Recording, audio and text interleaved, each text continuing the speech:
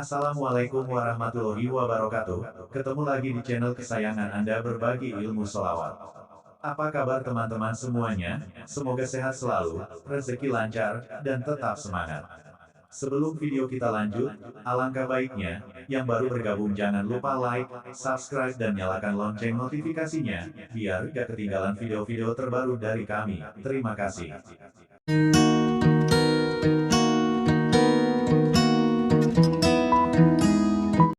Nabi Isa alaihissalam adalah salah satu nabi yang wajib diimani seluruh umat Islam di dunia. Beliau diutus oleh Allah Subhanahu wa taala kepada Bani Israel karena kesesatan yang dilakukan oleh kaum tersebut sepeninggal Nabi Musa alaihissalam. Tidaklah sempurna iman seorang muslim bila tidak mengimani keberadaan salah satu dari 25 nabi-nabi yang memiliki kemuliaan di sisi Allah Subhanahu wa taala. Pada umumnya seluruh umat Islam tentu telah mengetahui kisah Nabi Isa alaihissalam dari keistimewaan yang diberikan Allah Subhanahu wa taala kepadanya, dimulai terlahir dari rahim seorang perawan.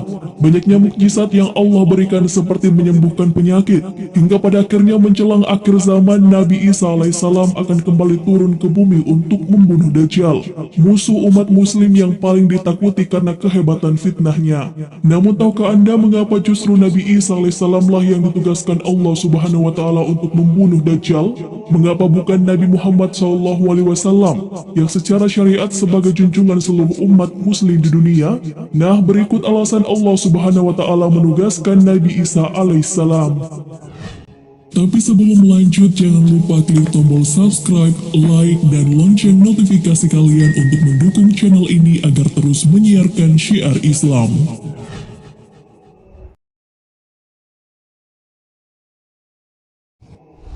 Allah menunjukkan kebenaran agama Islam. Nabi Isa alaihissalam kembali turun ke bumi diyakini akan menegaskan kebenaran dari ajaran Nabi Muhammad SAW. Tidak bisa dipungkiri bahwa saat ini banyak umat Nabi Isa yang tidak menerima ajaran Nabi Muhammad SAW. Padahal Nabi Isa alaihissalam merupakan pengikut dari Rasulullah SAW.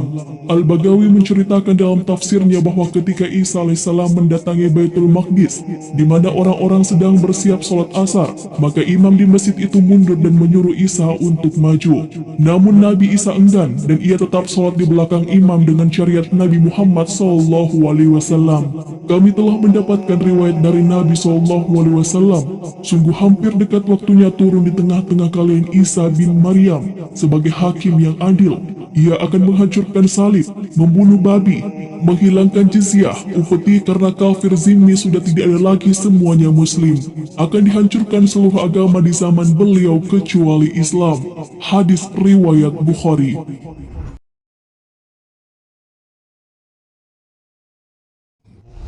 Nabi Isa alaihissalam masih hidup. Ada sebagian kaum meyakini bahwa Isa alaihissalam telah wafat karena dibunuh oleh orang-orang Romawi. Namun sebenarnya Allah Subhanahu wa taala menyelamatkannya dengan menggantikan peran Nabi Isa alaihissalam kepada orang yang wajahnya diserupakan dengan beliau.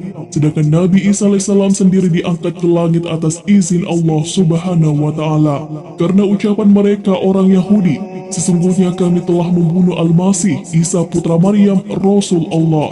Padahal mereka tidak membunuhnya dan tidak pula menyalibnya, tetapi yang mereka bunuh ialah orang yang diserupakan dengan Isa bagi mereka. Sesungguhnya orang-orang yang berselisih paham tentang pembunuhan Isa benar-benar dalam keraguan tentang dibunuhnya itu. Mereka tidak mempunyai keyakinan tentang siapa yang dibunuh itu, kecuali mengikuti prasangka belaka. Mereka tidak pula yakin bahwa yang mereka bunuh itu adalah Isa. Quran Surah An-Nisa ayat 157.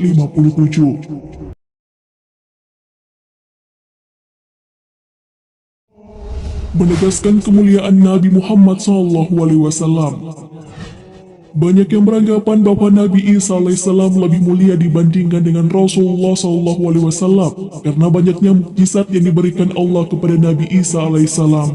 Kenyataan justru mengungkapkan bahwa Nabi Isa alaihissalam sendiri telah menjelaskan kepada umatnya bahwa akan datang Rasul terakhir setelah dirinya.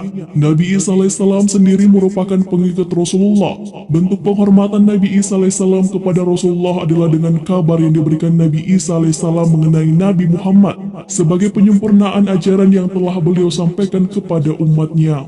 Allah Subhanahu wa Ta'ala berfirman, dan ingatlah ketika Isa ibnu Maryam berkata, "Hai Bani Israel, sesungguhnya aku adalah utusan Allah kepadamu, membenarkan kitab sebelumku yaitu Taurat, dan memberi kabar gembira dengan datangnya seorang Rasul yang akan datang sesudahku, yang namanya Ahmad Muhammad." Maka tak kala Rasul itu datang kepada mereka dengan membawa bukti-bukti yang nyata, mereka berkata, "Ini adalah sihir yang nyata." Quran Surah As-Saff ayat 6.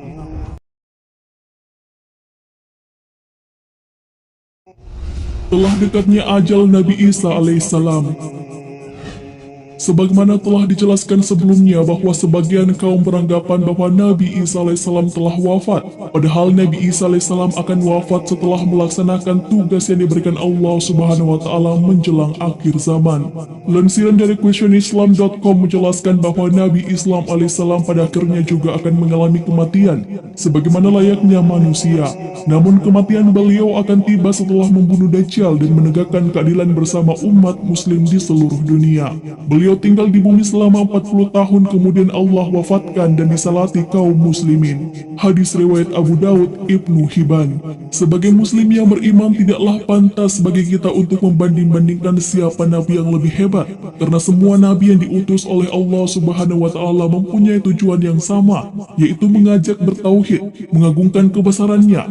Nabi Isa alaihissalam selain ditugaskan Allah Subhanahu wa Ta'ala untuk membunuh Dajjal pada akhir zaman, ternyata beliau juga akan memiliki tugas dan maksud tertentu yang pada intinya adalah menegaskan ajaran yang dibawa oleh Nabi Muhammad SAW kepada seluruh manusia yang ada di dunia.